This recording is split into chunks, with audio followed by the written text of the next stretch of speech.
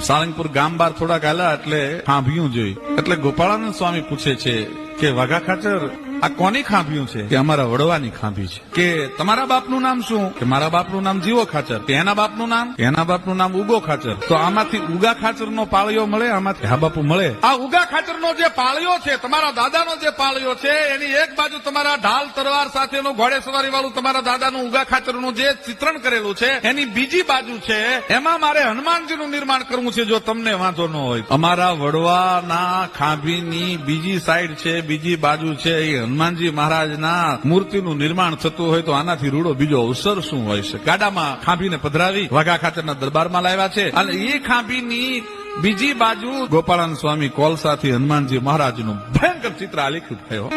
અને કાનજી કડિયાને કીધું કે આના પરથી તારે શિલ્પ કંડારવાનું છે, આના પરથી એક મૂર્તિ કંડારવાની છે. અને એક ચિત્ર છે એ ગોપાળાનંદ સ્વામીએ કાગળ ઉપર ચિતરી દીધું અને કાનજી કડિયાનો કસબ હાથની માલ પર ટાંકણો હથોડી શરૂ થયા અને એવું ભયંકર ચિત્ર નિર્માણ થયું ભાઈઓ હનુમાનજી મહારાજનું.